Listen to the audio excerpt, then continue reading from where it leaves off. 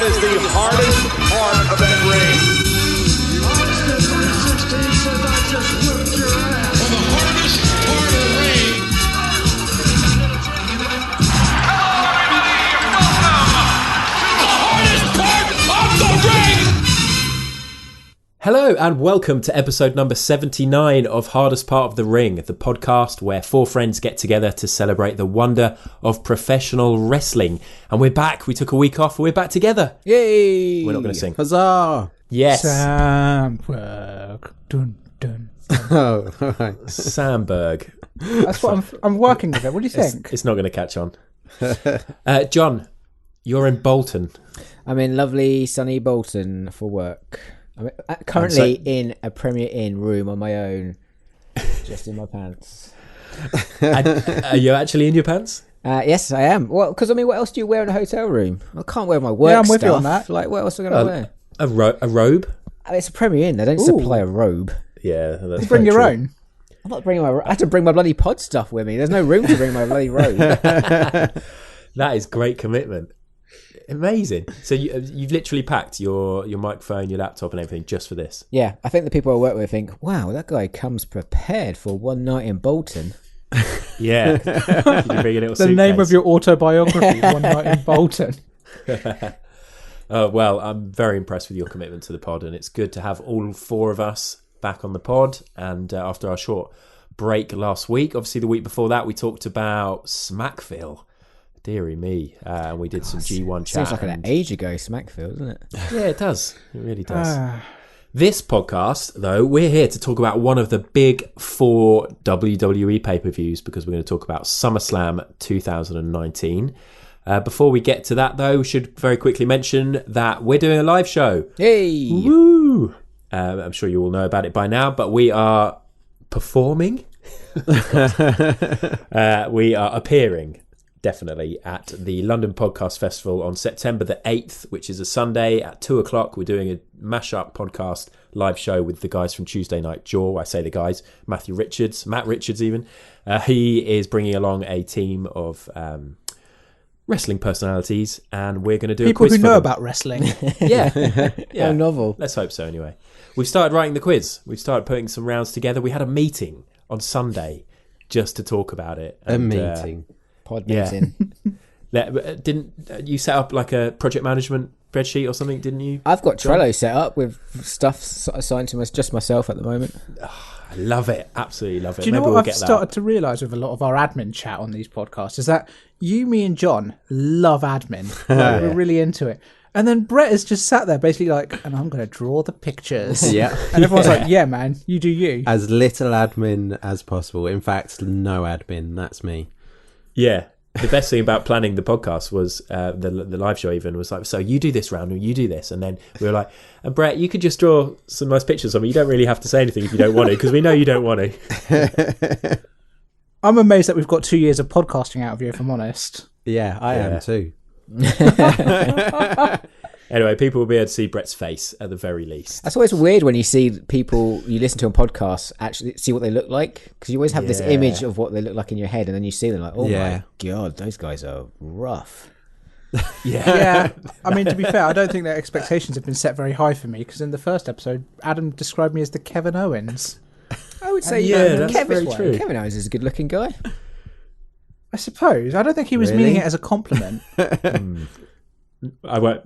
No comment on that. But yeah, guys, if you want to find out what we look like, then please do buy tickets. If you go to kingsplace.co.uk/London Podfest, you will find us on there. So yeah, very much looking forward to that. The event is called Hardest Part of the Jaw, if you want to search for that.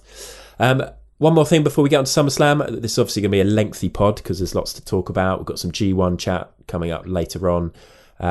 Takeover. Have we all watched it? Have we had time to watch it? Oh boy, wasn't that good? I've only watched the first two matches, but I don't mind spoilers. Okay. What did you say, Sam? Wasn't it good? It was fantastic, wasn't it? It was pretty good. I don't know if it was... It wasn't quite up there, was it? It wasn't quite up there to the standard. I'm with you, Adam. When Sam said that, I thought, oh no, I've got a completely different opinion. Yeah. Okay, no, fair enough. It was good. I wouldn't in no way say it was rubbish, because it's TakeOver and I don't think they can do rubbish.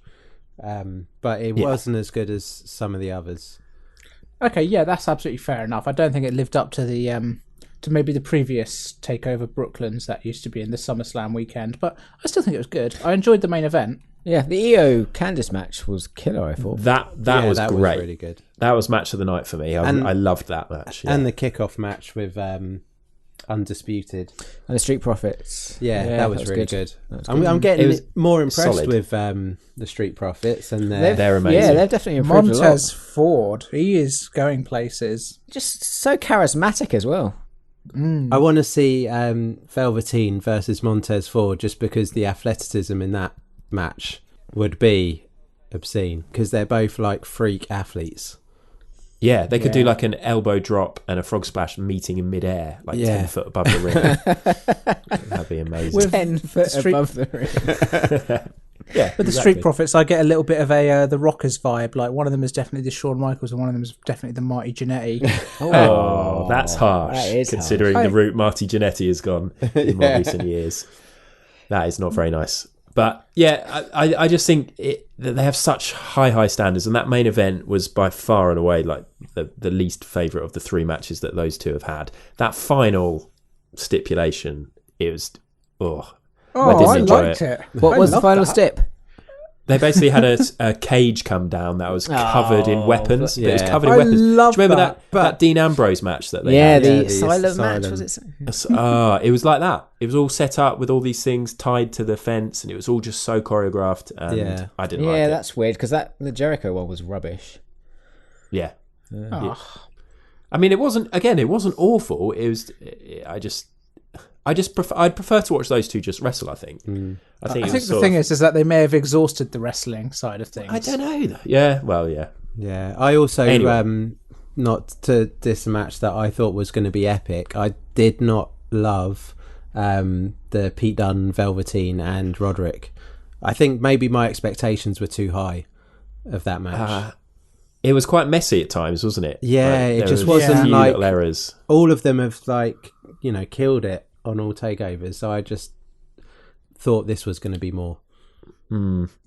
It was just I really enjoyed it, but I've seen people say that they just tried too much to have all three of them in the ring involved at all times, and so some of the moves didn't work that well. But I enjoyed it. I did enjoy it as a match. So, I mean, kind of like to this takeover's criticism, I sort of feel like perhaps what they need to do is start moving some people up and sort of refresh NXT again. Like, it feels like kind of your Adam Cole's, Gargano's, Velveteen Dreams have been headlining NXTs now for a decent amount of time. And what always made NXT so good was that it was always evolving. And now it seems to have kind of stalled a little bit.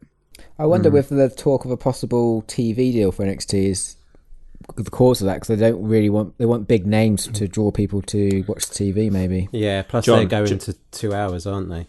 Yeah, here was I thinking this would be good. We can move on now because we've got SummerSlam to talk about. That is actually massive, isn't it? That is big news. The potential NXT moving to doing 2 hours live every week to go up against AEW. I was gutted when I heard about that. Yeah, and I don't believe Tripp's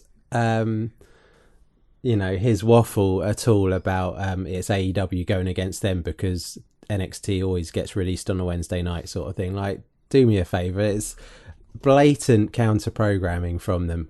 Why can't Vince allow other wrestling to exist? I mean, I don't think any of this makes any sense. This whole kind of notion that a Monday Night's War is coming back and you're going to have two wrestling shows up against each other on live TV. Like, this isn't the 90s anymore. People don't do that. If I want to watch NXT, I'm going online. Yeah. You don't have to choose. It's not like, my dad's recording Eurotrash on the VHS. Again, what? Dad, why are you recording Eurotrash again? But anyway, I can't record anything on the VHS. You could just watch everything whenever you like. No, I doubt many people, like, what percentage of people actually watch it live anyway? Who knows? Who knows? No, but seriously, Eurotrash. Classic. Yeah, it's the first Old thing that I school. could think of.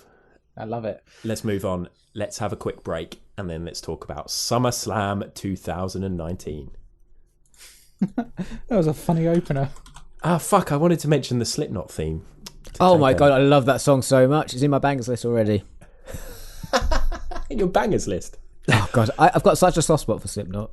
What else is in your bangers list? Yeah, tell us. Just bangers. Just bangers. You know, absolute bangers. Just absolute bangers. Okay, fine. Good. Right, we'll keep that in and we'll have a quick break right now. EC3 now has Velveteen Dream on the apron. Velveteen Dream could be in trouble. Wait. Counter here by Velveteen. No way. Dream Valley Driver on the apron. SummerSlam 2019 was held at the Scotiabank Arena in Toronto, Canada, and had an attendance. We actually got an attendance. They listed the attendance. It was 16,904. What do you think about the venue and just the whole look? I thought it was small, like 16,000 for SummerSlam. It felt like a pay-per-view, but just like a B pay-per-view. Yeah, it didn't feel like a Big Four pay-per-view at all, did it? There was no effort to. I mean, they had some pyro, but I don't think any of them pyro. feel like a pay-per-view anymore. I don't know if it's because there's so many of them, and they look the same as Raw and SmackDown, just with different graphics on the screens. Yeah, I mean, obviously WrestleMania is always huge, and you sort of expect SummerSlam to be at least somewhere between a normal pay-per-view and WrestleMania. Like, I mean, is there an argument to say that kind of like their B-tier productions, they've pushed the production quality up to the point where it feels like it's always a big event, and then their A-tier ones, they've not built very well to this, so it kind of blends in with the rest of the pay-per-views. Yeah. Maybe. I just feel like a bigger venue. I don't know about logistics of selling tickets or whatever. Maybe Wembley Stadium, maybe. Well, exactly. I mean, we're going to get to this later because the hardest question of the week relates to favourite SummerSlams. But my favourite SummerSlam 1992, and you can hear me talk about that on Hardest Part of the Ring, episode 1. Which, in a way, I'm not sure if we should advise people to listen to because we hardly knew anything back then, and we know very little right now. But I mean, look at that. The spectacle of it happening at Wembley Stadium. I just love outdoors pay-per-views. I know you guys tend to disagree with that, but this was just another boring arena. Yeah. They've just got their template and that's what they use now. Yeah, I mean, there were 90,000 fans at Wembley Stadium that year. And I know it was because it'd come over to England and there were a lot of people who wanted tickets. But yeah, I just feel like it didn't feel very special. I was shocked when they announced the attendance because I first thought they said 60,000. I'm like, oh, okay, that's a lot. 60,000 loads. But yeah. Then they mentioned it again. It was 16. I was like, wow. Yeah. It feels so low for a SummerSlam. I looked, and last year's SummerSlam had about 16,000 as well. So, I mean, it's not a new thing for this year. Last year's SummerSlam, I should mention, we graded it a 6.2 out of 10. So hopefully this one will be an improvement on that. Last year's was headlined by Roman Reigns versus... Roman Reigns. I said that like David Bowie. It was headlined by Roman Reigns, Brock Lesnar, and Ronda Rousey versus Alexa Bliss. So just a little callback there. But this one, how delighted were you guys when you logged on and you saw that it was just 3.5 hours? Well, I saw that from you via WhatsApp same. before that. But then I also thought, I know there's 3 matches on the kickoff. And one of them. Did you watch them, Brett? I did. One of them's definitely going to be, Gulak versus Lorcan, so I'm going to watch it. Yes. Pre-show Jones never lets us down. Well, tell us about the pre-show then. So that we had 3 matches: Drew Gulak versus Oney Lorcan, Buddy Murphy versus Apollo Crews, and Alexa Bliss and Nikki Cross versus the Iconics. Yes. The Women's Tag Team Championship. Any highlights from those 3 matches? Just the first one, really. Drew Gulak versus Oney Lorcan. Really hard hitting.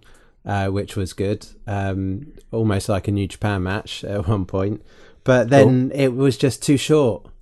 I hope they have this match on 205 Live again, because it just felt like they're putting them on the SummerSlam bill, even though it's pre-show, but then like they had to get it in 10 minutes or whatever, so it just could have been so much better.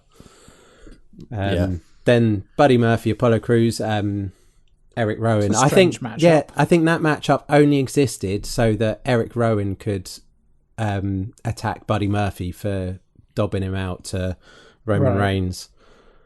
It was that was literally the only reason for that match. And then Bliss and Nikki Cross versus the Iconics. I can't actually remember who won or what happened. I'm pretty happy that Alexa and Nikki are the tag champs now. Obviously I love the Iconics, but they weren't really utilising them much. I mean, I've barely seen them, but I mean, it seems like it's more of a problem with the belts than the people. Yeah.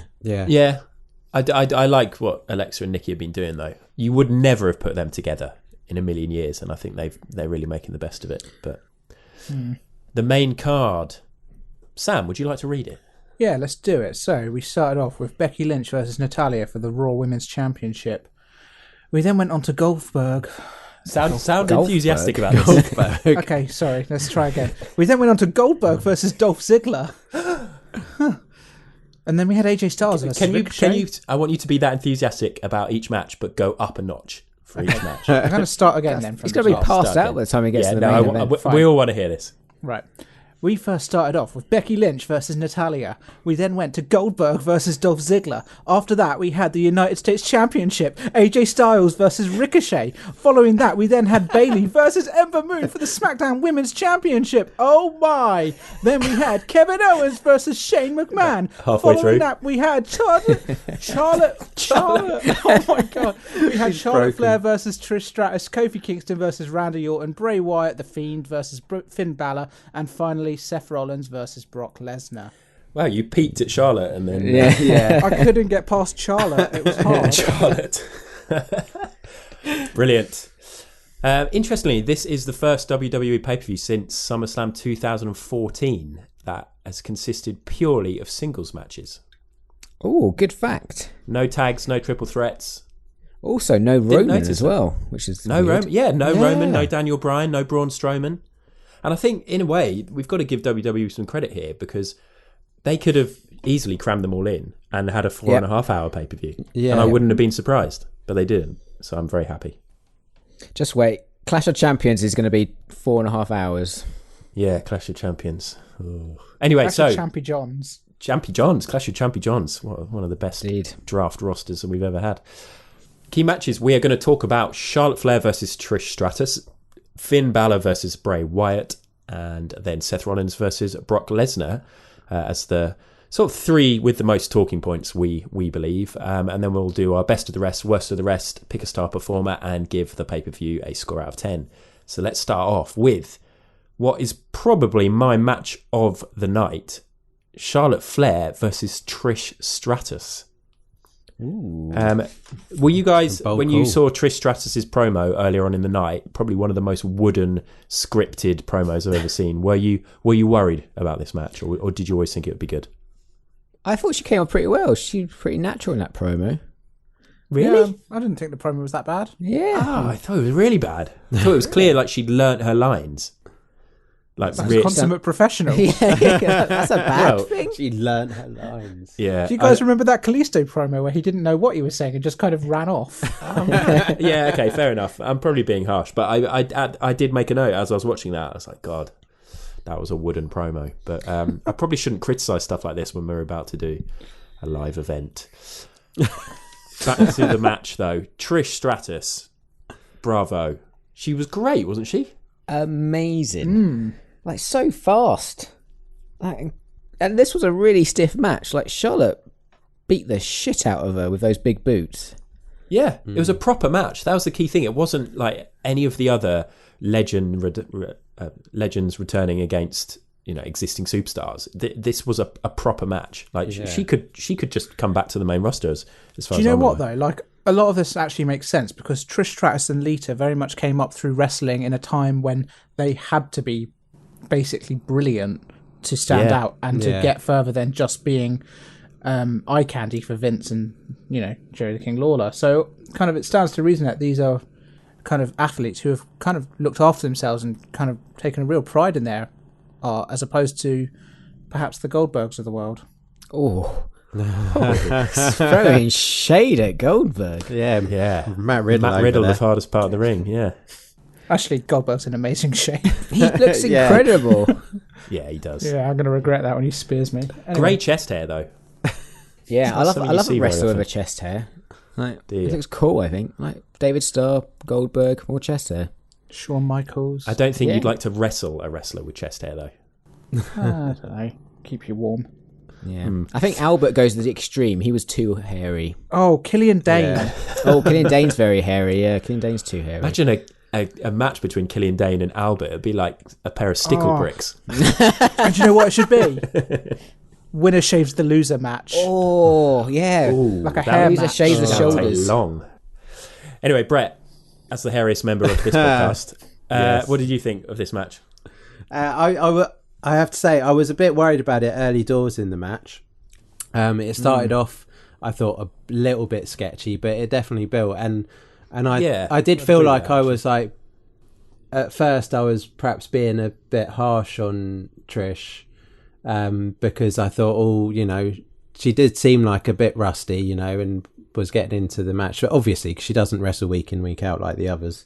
And then I was thinking, actually, compare her to some, in the roster, she's doing brilliant. And then there was like some stiff chops going in and stuff, and I was like on board at that point. Yeah, when Trish brought out the figure 4 and then turned it into the figure 8, that's when I almost stood up and gave her a round of applause. I mean, I don't know, perhaps I'm being harsh. I didn't watch an awful lot of Trish Stratus matches back in the day, so perhaps my expectations weren't fairly low for this match. But yeah, I thought it was great. When they went head to head, when they were sort of on all fours, and then they started doing the chops. Yeah, it's just brilliant. I thought they also they tried to do some new bits. There was something on the was it Charlotte was on the top turnbuckle?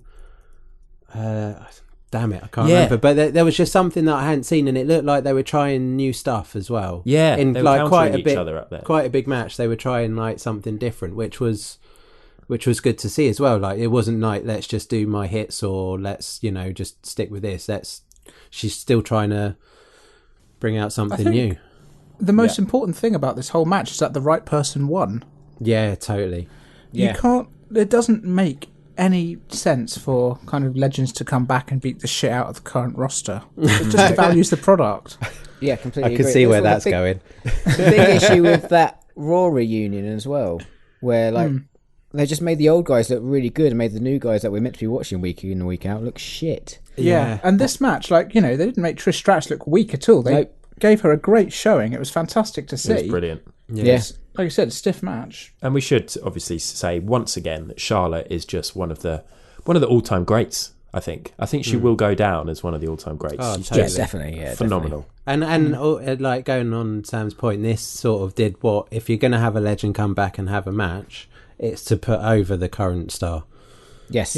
Yeah. It shouldn't be to bury them. It should always be to put them over. And if you're not doing that, then this is kind of why I have a lot of respect for the whole Kurt Angle retirement match against Baron Corbin. Even if it was garbage, it made sense. Yeah. I have no respect for that match. But Trish, a total pro. I love the fact that she was even selling during her goodbye, like getting up to the top turnbuckle, still selling the bad leg. Unless it was actually injured. Yeah, unless she got the shit beat out of her properly. Oh yeah, well she took so stiff. Did you see that bump where it was one big boot which sent Trish to the outside and she fell like on her ass. On her tailbone. Oh, that would be sore. Looked bad. It really did. Anyway, it was great to see her Alan Shearer tribute celebration as well towards the end.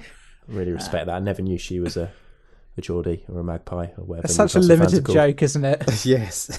I'm sure there are some football fans listening. Who know about Alan Shearer's trademark celebration trying to copyright? Yeah? Okay. If you don't worry about it. It wasn't a very good joke. Let's move on. No, I enjoyed it. It was niche. Next match, the next key match we're going to talk about is Finn Balor versus The Fiend or Bray Wyatt. I was desperate for this to be good. My first note here, as I wrote down the names, and I was like, please be good. Yeah. Come on, WWE, don't fuck this up. I have one note about this, which is that WWE go out of their way to censor all of the swearing that occurs during the pay-per-view, so that when you watch it back, it's all blanked out and stuff. Yeah. And that's fine. That makes sense. You want to make a PG product. Do you know what doesn't make sense when you're trying to make a PG product? Having the man come out to the ring holding a latex version of his own head with a decapitated head. That did seem with a his bit eyes nuts, sewn didn't it? shut. That was It awesome. was cool, but probably not cool. PG. Apparently they have removed all shots of that on the YouTube video of his entrance on the WWE channel. They've removed all shots that include the decapitated head lantern. Really? Is this not though like the most interesting character work that WWE have done and have in their show for ages? Yeah. Like it was, it was sort of like Undertaker entrance awesomeness. Like it gave you, chills. It was like, wow, I'm watching something awesome here. So I've seen it compared to when Sting came back with his the Crow gimmick, and I think that's a very apt comparison. Yeah. I just love that they remixed his music. Like it's the same. Yeah. I loved it That's as well. such a I nice thought it touch. was really The Fireflies were still out in force, all that stuff. Yeah. And the reference to the old lantern, really cool. Yeah, because when they started and you saw the lantern, you're like, oh god, not the lantern again. I thought this was new, but then it sort of panned out and you saw it as a severed head, and you're like, shit. And even just the whole way they filmed it as well, down the ring, they didn't really show it in focus and stuff. Yeah. They knocked this out of the park. It was so good. The commentary did a great job by not talking as well. Yeah. It really helped it. Yeah, especially when they said like the atmosphere's totally changed and there was lots of pauses and silence. Yeah, that was It was chilling. Great. I was quite worried though, because this came straight after the Randy Orton Kofi Kingston match. I was like, I really hope they've taken Kofi's kids out of the arena for this bit, because literally they were just there like fist bumping their dad, and then out comes this decapitated head. Terrifying stuff of nightmares. What do we think of the match? I mean, obviously it was quite short, did what it needed to do. It didn't set the world alight, but what I did like is Bray, he is a character in his wrestling. So in his match and where he was selling stuff and moving and everything, like he became the Fiend, whereas Finn Balor doesn't become the Demon when he's the Demon. Yeah, exactly. You're so right. I loved how Finn was in white though. I thought that was a lovely contrast. Yes. Yeah, very cool. I think Corey Graves kind of like put a little bit of a dampener on the whole thing when the first thing he said is, why is Finn Balor wrestling as Finn Balor when he could just be the Demon? And I was like, oh, because it's kind of that's good point, coming. I guess. But that's what I thought initially. I was like, why is he not the Demon? But then it's like, well, obviously this is going to continue. Sure. And that's going to be the comeback. He can't be the Demon first, because then like that's exhausted. The Demon's nothing compared to this though. No. The But, Demon just looks I don't know, schoolboy. man. I like the Demon. I think if you're going to use the Demon and Fiend, like kind of this, if they had like gone in full 100% with this and actually given Finn Balor a chance, this could have been the main event rather than it being a squash. Yeah, but I think the Demon's undefeated as well, and obviously you don't want a Fiend to lose on his first match. It makes sense to hold off the Demon versus the Fiend Yeah, until definitely. like further down the line. You see, I don't know. Like I think I would have been pleasantly surprised by like a half an hour Fiend versus Demon super match. Whoever goes over, kind of like, I think it would have done both of them credit. Yeah. For me, obviously the whole most interesting bit was the entrance and the ending as well, with that camera and the flashing light. And did his mask change? I can't remember, but it just looked like it had changed anyway into like some weird grin. But I was just thinking, that was just you losing your mind. Just me losing my mind. Like, again, like just awesome character work. But then I thought, you know what? When Bray had, his cult and everything, he did awesome character work then as well. And I was just suddenly had this terrible thought that they're just going to ruin this. That's a fair point. Like, kind of, I was chatting to a friend after watching this, and kind of the discussion was pretty much, where is this going to be in 2 years' time? Yeah. Like, because I just... how much... It made me think that, like, how great Bray is at character stuff compared to everyone else. And he's more than decent in the ring. Like, he really... I know he had a sort of championship for a little bit, but he really should have had, like, they should have put everything behind him at one point. Yeah. With championships and a run and the family. Yeah. Like, they should have, like, and they don't seem to do that for people, I guess, of his stature. Or even if, like, Finn Balor, when he came in and they gave him the belt, but I know he got injured, but, like, people sort of, pick the belt up and drop it. But he really needed, and should have had that before. And I hope this time, maybe, if this is as awesome as it was then and continues to be, that they just go fully behind it and give him a big... So you reckon get him in the main run. title picture sooner rather than later? If it's like at this level, then yeah, because like if it's peaking or if it's already, but you don't have to do too much building. I think that's a good criticism though of WWE recently, is that kind of a lot of the time they seem to miss the boat on when they should react. Like, kind of, I feel like they did that with Becky Lynch a little bit. And Braun.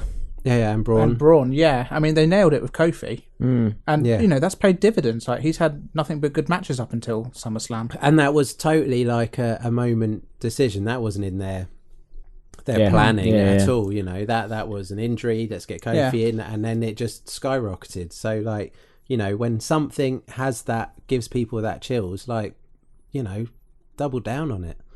So, yeah. I do think they need to be careful with it. Like, I don't want to see the Fiend like every week on Raw. Like, it needs to be like quite a special No, I don't thing. either. Yeah, totally. But Yeah. so exciting! Can't wait to see where this goes. Yeah, agreed. I'm feeling a little bit sceptical of where it's all going to go post Finn Balor, but for the time being, it's quite exciting, I think. Yeah, I mean, if he gets into a feud with Apollo Crews next week, then maybe. I mean, I feel like he's got a Baron Corbin in him yet. I think that'd be all right though. Baron Corbin can knock Deary me. anything out of the park. Oh my Great days. talent. End of days. Damien Brett. Hey, Nice. Anyway, I had I was going to say some other stuff about that match, but you three just went off on one for ages. So let's just crack on to the next one. Everything you said was right, as always. Next match, the next key match is the main event, and it is Seth Rollins versus Brock Lesnar for the Universal Championship. And I think we can probably say this is another decent Brock Lesnar match. I which love we this seem to have had a match. little run of. I would say best Brock Lesnar match I've seen in a long time. Yeah, I'd agree. The Daniel with that. Bryan match is probably above this for me. I think this is above the Daniel Bryan one. I think this is probably the best one I've seen in a very long time. Right. Yeah, I'm okay. with Sam there. Why, Sam? Why? I just think kind of Brock Lesnar brings an intensity to the ring that's just really fun to watch. Like he's kind of regardless of whatever we think about him outside of the ring or kind of his personality, like when he starts going, he is very talented and he is he's got a real power and he knows how to actually assert it in a way which comes across as threatening. And it's just the natural instinct of it. Like, for example, you know, I don't think they would have rehearsed him picking up Seth Rollins by the bandages and swinging him round. It just seemed like a kind of Love that. school bully off the cuff kind of moment, and stuff like that comes across very naturally, especially for Brock Lesnar, which kind of makes it just feel more authentic and enjoyable. It's because it's all real with Brock Lesnar. When he's That's in the exactly mood, it. when he's in the right mood, I absolutely love it because he does all the things a man his size would be doing. Yeah. But because he is doing them, it's actually I think happening. that's the thing, So that's is a that weird I thing get- to have said. I get a legitimate feeling that Brock genuinely just disdains everyone around him. Yeah, but like in the VT before the match, like showing Brock ragdolling Seth into the turnbuckles, into the chairs, and then the ambulance trolley, the way that he pulled that out of the ambulance and then chucked him onto it. Like I wouldn't be surprised if his ribs actually were broken, and until I saw him having a wrestling match, and it's clear that they were absolutely fine because any kind of rib injury you can barely move. Yeah. But still, it was a lot of fun. Yeah, and I thought this like pitched evenly in a believable way as well. Seth got a lot of offense in. Yeah, and it, you know, it didn't seem like, you know, it was, I don't know, it was like believable. Yeah, I think him having rib injury in a way, like him coming into this match that battered, I don't think it was sort of believable that he beat Brock. When you think about all the Brock matches that we've seen in the past, basically, and a load of squash matches that he's done, when it started, I was like, well, Seth can't win this because it would be too far-fetched. So actually, I suppose in that way, they did do a good job of making it kind of believable by the end. But, Yeah, I felt it did. I don't know. I didn't feel like it was an unexpected, you know, or a massive shock at the end. I think what they did really cleverly, what they did that was really clever was essentially they didn't start the way they normally do with Brock Lesnar matches, with him dominating and chucking people around. Like having Seth flip out of those German suplexes and land the curb stomp early helped really kind of sell the kind of he's fighting you on an even footing, he's going for you. And you thought, hold on a minute, this is going to be a different Brock match. Yeah. To so many. And we've it's seen. going to go a little bit longer. Yeah, precisely. What I really loved as well in the end sequence, you know, where Brock countered into the F5. I thought, this is it. This is the F5 that's going to win the match. Yeah, me too. And then they switched it, and Seth sort of countered it into a super kick, and then hit that final stomp. It was like, the end of this match left me on such a high for the whole pay per view. Put me in such a good mood. Like if the main event is good on the pay per view, you think the rest of the pay per view is amazing. That's a really good point. I think they really did smash it out of the park with this main event. Like, I think the rest of SummerSlam was fairly forgettable, but this was a very well executed main event. And a good Brock match and a good Seth match, because he can sometimes be a little bit formulaic and boring. The crowd was definitely turning him at the start of this match as well. He was getting some boos. But I mean, rightfully so, because it has been a little bit kind of Dullsville with Seth in recent times.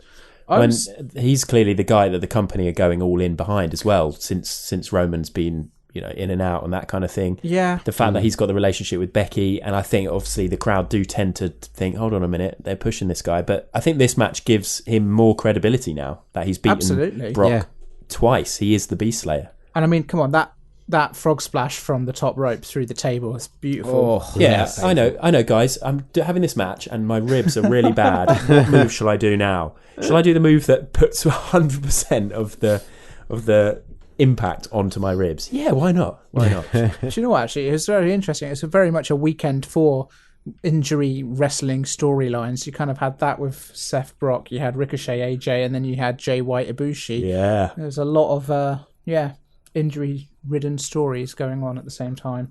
And you can hear more about that later on in the G1 catch-up section. Good. Anything else to say about this match? Brock Lesnar losing clean? I don't know where it goes now. Hopefully he takes a bit of a break and then maybe he kind of has I don't mind him having a part-time role when he's not the champion. Yeah, same. Like, I'm totally cool with him rocking up and beating the shit out of people because he feels like it. Yeah, and you can also just start like putting, all these different types of matches for him together with, new opponents and stuff because it's one-offs. Yeah. It's amazing how quickly he's gone from winning Money in the Bank to cashing in to losing the title. It actually feels kind of short-sighted in a weird way for WWE. I'm starting to get the impression that they don't particularly care about their storylines at the moment. Up until what makes you say that? Up until the SmackDown move to Fox, I sort of get the impression that they're just sort of playing a bit of a short game. Yeah, just kind of shifting titles around, not really kind of caring that much. Yeah.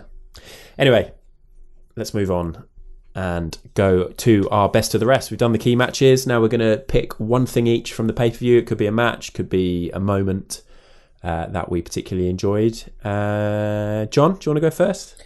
So there's two matches in particular. One, I think someone is going to mention in worst of the rest. So I'm going to talk about it there. So I'm going to go with Kevin Owens versus Shane McMahon. Okay, nice. Best of the rest. As best of the rest. I loved this match. I loved the build. I loved the Kevin Owens stuff. I love all the chair stuff. I loved that bit where the referee was down on the outside, like knocked out. Kevin Owens had already taken care of Elias, and he was just about to hit Shane, and the ref was just peeking above the sort of ring. And Kevin Owens in that moment, I was like, oh my God, he's going to get disqualified here. This is it. This is the end of the match. But he just saw out the corner of his eye, saw the ref. And then he gave, like, the fact he gave Shane McMahon that low blow and like still doing a bit of that heel stuff. Yeah. I love this match. I thought it was great. I love what they're doing with Kevin Owens. It makes me so excited for WWE, this stuff. Yes. Wow, I feel so much more enthused about this match than I did at the time. But I did like it. It felt sort of peak, like it's proper sports entertainment, this match. Like a lot of the pure wrestling fans will have absolutely hated it, I'm sure, and would be slagging it off. But I thought, that all the drama involved, the storytelling, say what you like about Shane, but he always tries his best. Kevin Owens is absolutely brilliant. Yeah. Kevin Owens can do whatever he gets given, essentially, can't he? And excel. Yeah. Oh my God, definitely. Yeah. He can do anything that he gets given in Excel. This sounds like our kind of wrestler. Part of the ring material. And he can do all the formulas. And Excel. Oh, okay. Fine. So I've got a very different opinion on this one. I'll try and keep it as brief as I can, but I don't like the new Kevin Owens stuff at all. I feel like they're trying to make him too manufactured into a Stone Cold-esque character, even giving him the stunner, when really kind of I feel like Kevin Owens is at his best when he's just, being him rather than playing up to this whole kind of Attitude Era-esque kind of throwback. I think that's fair, but I love Stone Cold, so I don't mind if I'm watching a rip-off of Stone Cold. No, I kind of liked seeing him hit the stunner. Yeah, I do. Just like I enjoyed Montez bringing out like the Rock's moves in there. Yeah, that was cool. I suppose like my feeling behind this is that kind of I don't feel like Kevin Owens is going to have the stunner as a long-term thing. I think it's just like a bit of an injection, like kind of how they give Seth the pedigree for about a year or so. It's just sort of a, hey, look, he's like Stone Cold. Is it meant to like repeat the Stone Cold stunning Vince McMahon sort of thing? Yeah, I think kind of Kevin Owens is a good enough wrestler on his own to not have to rely on a crutch of Stone Cold throwbacks. I think that's true. Okay. Still enjoying it. Yeah, I think it's a very good pick, John. Brett, what's your best of the rest?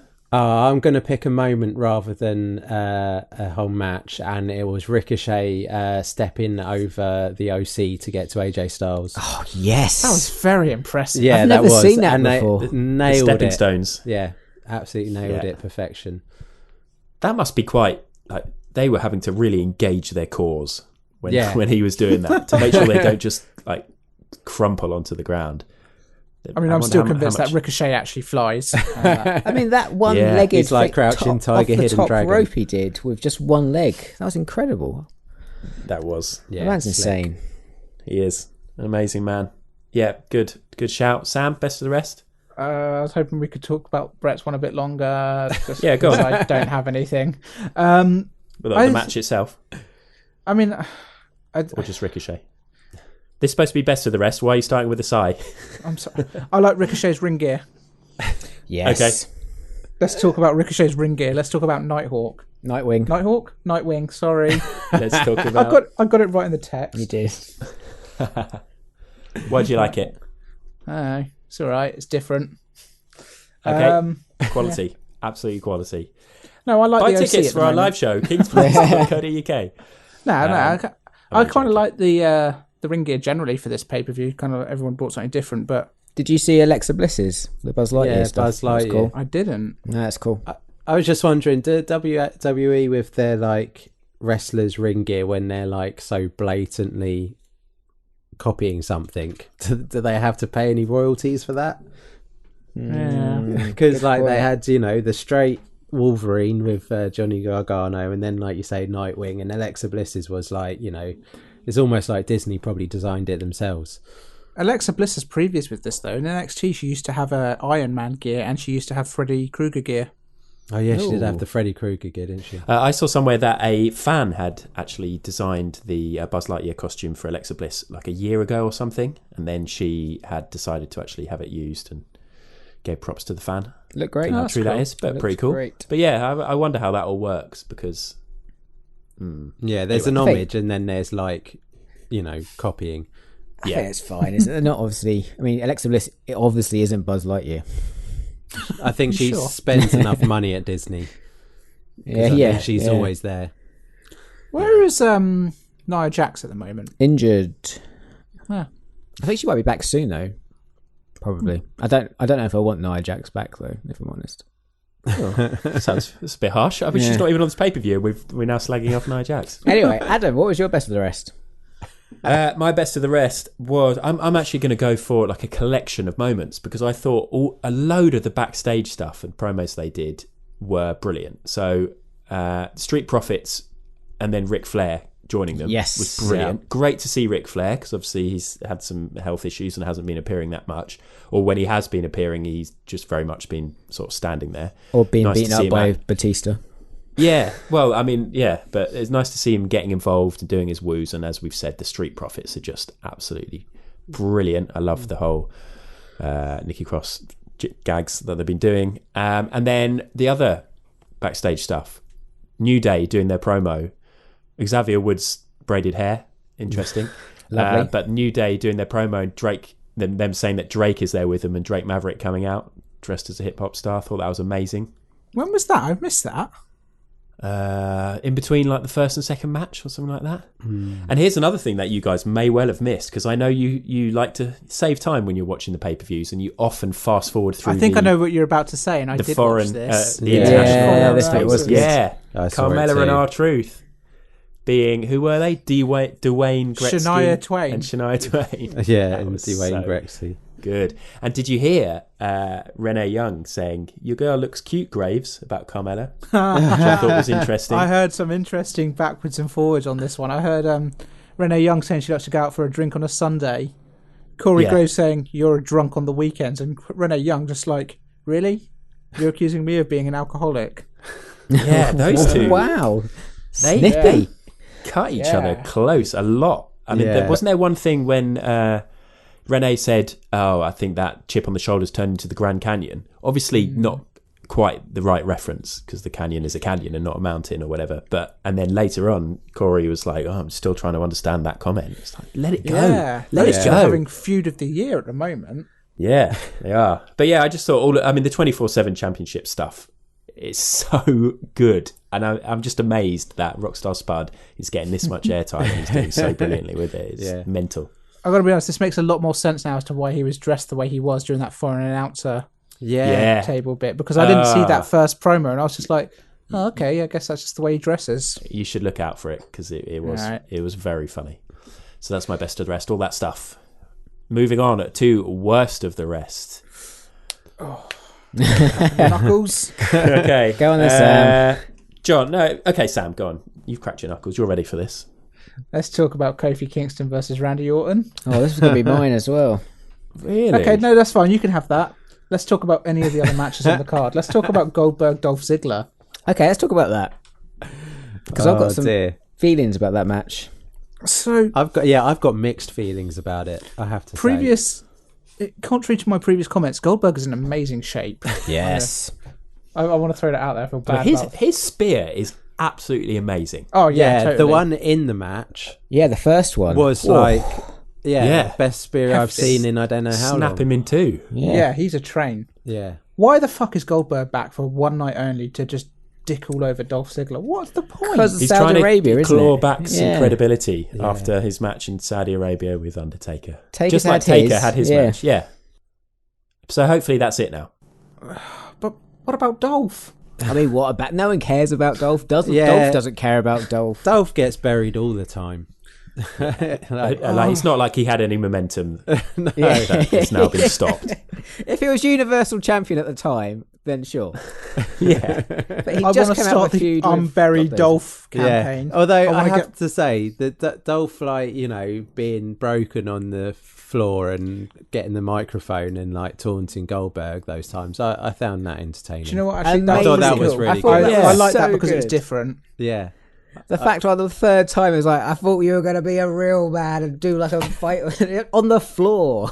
It was so Do you know what? fun. Actually, I say worst of the rest. If they run with this for Dolph Ziggler, if they have him just become like a complete wash-up loser kind of character, I think there's a lot of potential with that. Like someone who loses all the time but just kind of doesn't know when to call it quits. Yeah, it keeps I think going. there's a lot of potential with that. Dolph's very much an example of a guy that I think it's time to move on, potentially. And I don't think he wants I'd to, though, happily, does he? I'd happily cull him. I think he's quite It's a happy. bloated roster as it is. Yeah, He's that's had a his fair time. point. But, okay. Who's next for worst of the rest? John, do you want to do yours? So I'm going to do Kofi Orton, which is a shame because I was really looking forward to this match before the pay-per-view because I like the build. I love this Randy Orton, especially his social media stuff. It's phenomenal. I love disinterested Randy. It's fantastic. I'm more into Randy now than I was He was a year disinterested in the actual match. That's the problem. Yeah, it was very slow and ploddy, which is okay. That's fine. It's a Randy match. I kind of expect that, but it's more just the finish, like the Yeah, the count out finish was finish. Weird. garbage. Like commentary never mentioned that it was being counted out. They didn't show the ref doing the count at all during it. No, and Kofi like started hitting him, and then like they rang it, and I was like, "What is Yeah. that suddenly like illegal? Because you're always doing that." I think kind of the thing that was confusing was that they didn't go all in with it. Like kind of, I think the concept was Randy Orton kind of squares up to like a 5-year-old, and that's good heel work, but Yeah. he didn't really do it. Like No, it all just kind of was quite rushed and just like, oh, Kofi Kingston's lost his shit, and it's like kind of, but he like it wasn't like Shane McMahon putting the Miz's dad in a weird ass No. triangle chokehold. And I gotta be honest, if Randy Orton had dropped his kid with like an RKO or something, that would have been great heel work, but maybe not possible. I mean, it's possible, but probably not advisable. Yeah. I'm pleased that you guys... I thought I'd missed something. I thought I wasn't paying attention properly because I just didn't get that it was a count out at all at the time. yeah, No. no. Corey basically informed everyone like right at the end in commentary saying that. because I was Yeah. like totally lost, and then just before they like switched over to the next bit, like he said that, and I was like, oh, Yeah, it's really poor, really poor. yeah. Something what else kind that Corey Graves said in this match. Did you spot it when I can't remember what he was referring to, but he said that it could be gearing up for a paradigm shift. I would have thought that phrase would have been blacklisted by Vince by now, paradigm shift, given John Moxley using that in his promos and isn't one of his finishes now called the paradigm shift? Is it? Oh, I don't know. Oh, guys, you guys just aren't across all wrestling like I am. Google's paradigm I'm shift. so across all wrestling that when I was watching this, they were getting up to like 8 or 9 in the count out, and I was like, oh, they've got plenty of time. They've got till 20. Yeah. Anyway, yeah, at the very least, he did that promo where he said this is what you call a paradigm shift. I think he might have a move called that now as well. But okay, more worst of the rest. And have I done one? No. I haven't, have I? No. No. We've still got Becky Lynch, Natalia to go. Hey, I didn't mind that. And Yeah, in that's fact, I'm good. going to talk briefly about my... let's just not even really talk about this. It was just a nothing match. It got my lowest rating as I was writing my ratings down for each one. And it was It got Bayley my Ember lowest Moon. rating, 4 stars. This got a two for me. Bayley versus Ember Moon. When WWE crowds so often are just the absolute worst. Yeah, they weren't into that What match a at all, were they? disappointment. They just they were booing Bayley again, and I thought she'd got over that. I thought when she became champ, the crowd were behind her again. But no, it was they were, apart from when they were booing, they were really flat. Yeah, they were And singing to be her honest- song at the beginning, though, weren't they? A little bit. But which I hadn't heard, I mean- anywhere thought- apart from the UK. So I thought that was quite cool. But I think kind of the biggest problem though is Bayley being Bayley. Like I sort of feel like people want to like her, people want to get on board with her, but I just think she can be a little bit formulaic and boring in the ring. And I think kind of she's at her best when she's kind of coming to it with an intensity, like kind of like if she's been massively wronged by her opponent and she kind of loses her temper a little bit. That's the good Bayley that we love watching, who's like jumping off the top rope and doing elbow drops. When she's kind of, I don't know, handing out charity matches to Ember Moon and Candice LeRae and stuff, that's just a little bit like, well, what is this? It's just a nothing match. But that's not Bayley's fault, is it? It's just they haven't built anyone up. Like Sure. yeah, since Ronda's left, it's- there's no credible title contenders really, except for Charlotte. Yeah. But I suppose this is the whole thing I was complaining about when Ronda was getting pushed back then, is that kind of, if you don't build up the rest of the division, this is what happens when someone disappears from it. Yeah, I think they need to get Trish Stratus back full time. I They got wouldn't- Sasha wouldn't Banks. mind that. Sasha Banks is back. That's good. Yeah. yeah. She appeared on Raw, didn't she? yeah, She new did. hair. But yeah, I just thought That was weird. Ember Moon she's got some innovative moves and she is decent, but then she's also like, there were some little botchy bits in this, weren't there? When she tried to do the Rana thing where she basically just touched her toes against Bayley's ears and Bayley flipped forward.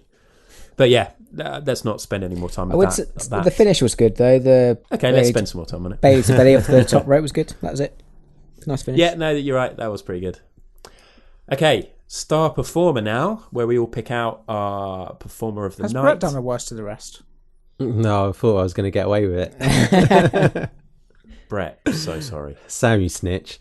Go on then. Give us something bad to I'll tell us something go. bad. Keep it brief. Mine will be very brief. Although you'd probably think I'd want this match to end, actually interrupting Buddy Murphy versus Apollo Crews with Eric Rowan running in, because those two, although Apollo isn't like the most charismatic guy, he is a great wrestler, and they were putting on a great match until Rowan just stormed in and just started throwing people about. Fair enough. For no point. It was pointless. So that's my worst of the rest. Solid selection. Okay, now we will go to the star performer, and we will pick out our star performer. Hence why we called it that. John, who's yours? Oh, there's quite a lot to choose from. I'm going to go Trish Stratus. Yeah, I'm going to go for Trish as well. Clear standout for me, Sam. I'm going for Brock. Ooh, wow. That never happens. Brett? I'm going for the Fiend. Ah, Bray Wyatt. nice. Most interesting thing I've seen on WWE for a long time. Cool. I mean, this really makes you realise that there was a lot of good stuff on this pay-per-view. Good pay-per-view. Yeah, which brings us to the overall rank, where we will... What's so funny? Just how polarised this is going to be. Yeah. Oh, really? Okay, well, we'll see. The overall rank, we're each going to give the pay-per-view a score out of 10 and then work out the average and see where it ranks. Will it beat the 6.1 that SummerSlam 2018 got? I reckon it should. John, let's start high. You're clearly going to go high. 8.5. What? Ooh. Interesting. I love this pay-per-view, except for Kofi Orton and maybe Bailey Ember, which weren't bad matches. They were just meh. The rest of it, I really, really enjoyed. And the two matches at the end were absolutely stellar. Wow. Okay. Sam. Okay, please take this with the context that I did watch SummerSlam TakeOver, SummerSlam G1. So it's kind of like, the shit in the sandwich. 2.5. Oh, for fuck's sake. Yeah, Sam, you stick to your laurels. Bloody hell. I don't know. Like, is it even worth arguing with? The thing is, though, I understand. 2.5. I understand I thought that it was logic. garbage. Between when you see some of those other shows and they're awesome, and then this is between it, it's going to sour it. That means Sam, you thought Stomping Grounds was better than this. Quite honestly, I would go as far as I think this was possibly the worst pay-per-view I've ever seen from WWE. No. Oh my way. God. I really didn't enjoy. I enjoyed the that's- main event, and that's probably about it. Like the rest of it just felt like missed opportunities and time wasted. Honestly, I don't think... it's hard not to argue with you saying that it's the worst pay-per-view you've ever seen for WWE. I just... Like, we've sat through so much dross. There might be a level over of the last 3 recency years. bias here where I just am upset that I spent a lot of time watching something that I didn't enjoy. But quite honestly, I'm looking at the card and I'm just thinking, like, what's the point? Like, Becky Lynch, Natalia, what's the point? Goldberg, Dolph Ziggler, what's the point? AJ Styles, Ricochet could have been good and it wasn't that good. Becky Lynch, Ember- Natalia was all right. Yeah. I thought. I didn't enjoy it. We didn't even talk about that, but we don't have time. Just generally, the whole card for me, like, I don't know, man. Didn't do it for me. This is a bit like when you give trolls like too much oxygen on social media, and it's like this is exactly what they want. No, I think that's not fair at all. Yeah, I think that's that's unfair. being kind of Well, accusing me of being a troll just because I didn't like the event. I just don't think it was I do feel good. like you're being massively recency. Like 2.5 is such an awful score, and that like nobody is slagging this off like, this badly online. And I know it's totally your opinion. I just so disagree with you. But I just unreal. strongly don't feel like any of these matches. Like I've watched a lot of wrestling this weekend, and none of these matches would make it into the top 10 matches I've seen. Like, yeah, I mean, you have been watching. I know, G1, but that's not our so- job. Is to compare it to the G1 because then we'd all be giving it a 2. Like I'm comparing it to. Well, I guess you can't help that. It's just how much you enjoyed it. In comparison, I mean, honestly, I I am glad that you guys enjoyed it, and I'm not going to hold that against anyone. I just feel like, for me personally, Hang on, would you hold this against us? a little bit. No, I just personally feel like, other than Seth Rollins, Brock Lesnar, the show did nothing to further any of the storylines. A lot of the matches just didn't make a lot of sense, and just generally wasn't that good. This is Fastlane all over again when John gave it a 9.8 and Sam gave it a 2. Yeah, I wasn't here for that. That was a great... Yeah. Brett, you I should was go watch that laughing, pay-per-view. listening. It's a great pay-per-view, was- mate. Honestly. It's Yeah. killer. Anyway, When I listened Adam. back, I thought it hilarious. I'm probably going to give it a 3.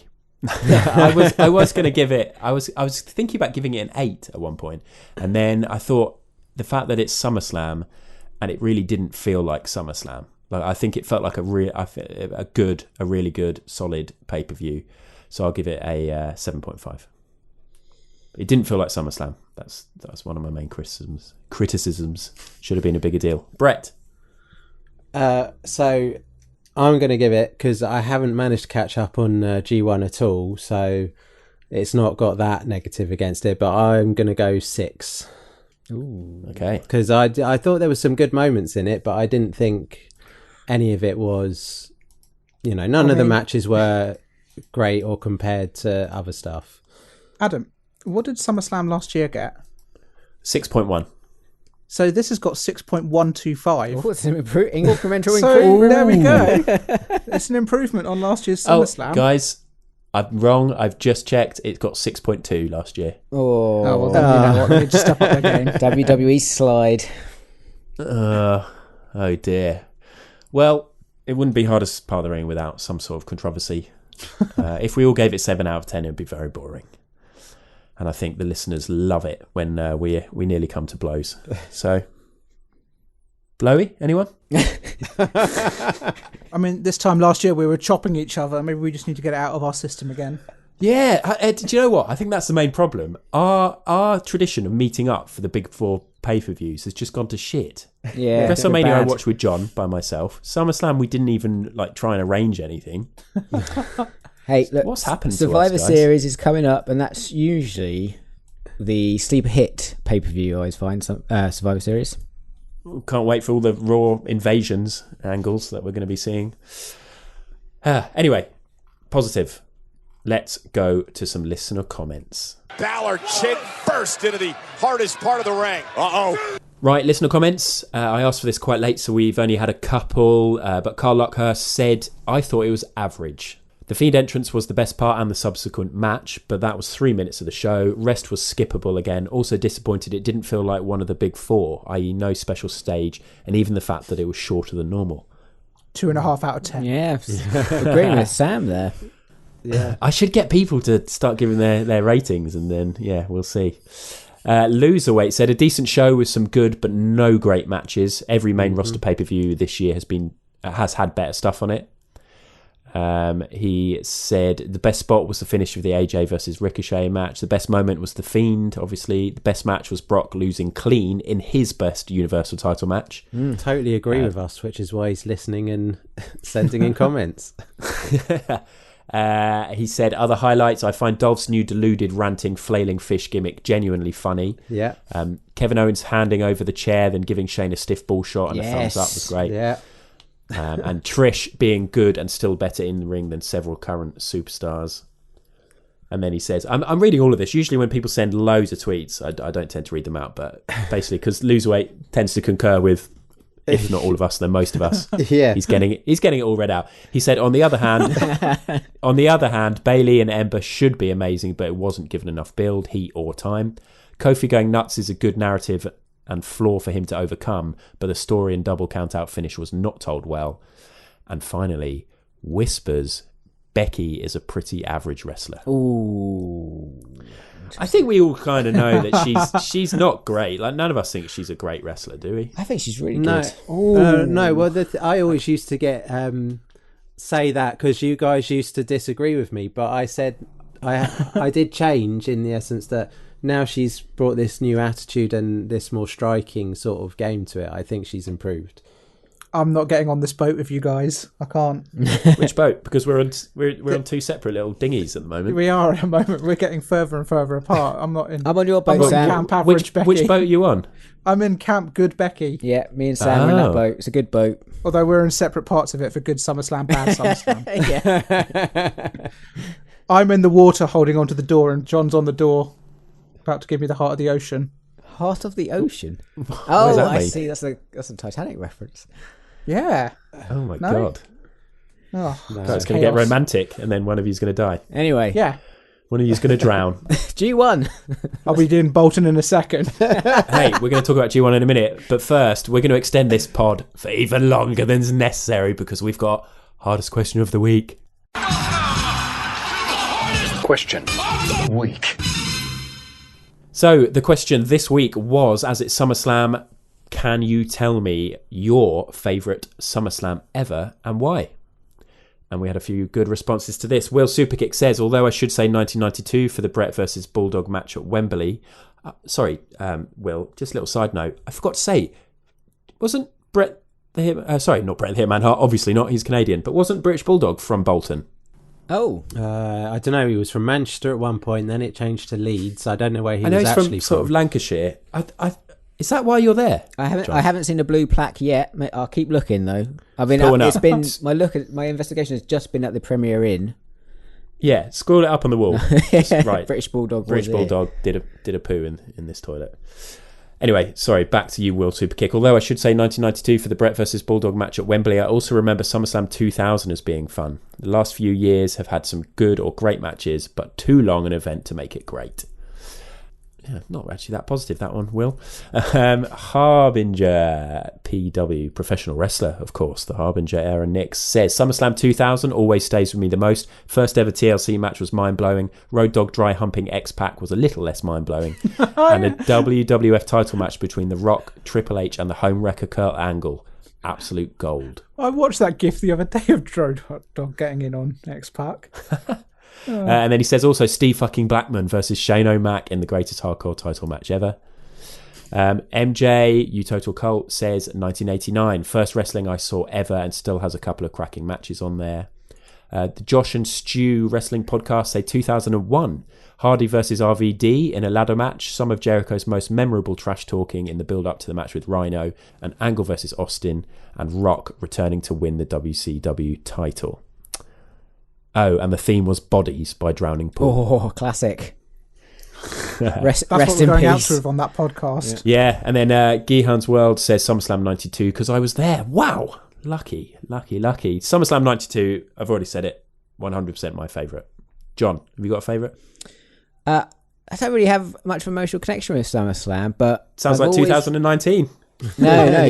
Oh, nice. 8.5 out of 10. The one where Brock absolutely destroyed John 2014. 14, yes. That always stuck with me. Like, I loved that match. Nice. Just because it was so shocking and surprising. Brett? 92 Hitman versus Bulldog. I was all over that. Loved both of those guys. Yes. Very nice. And Sam?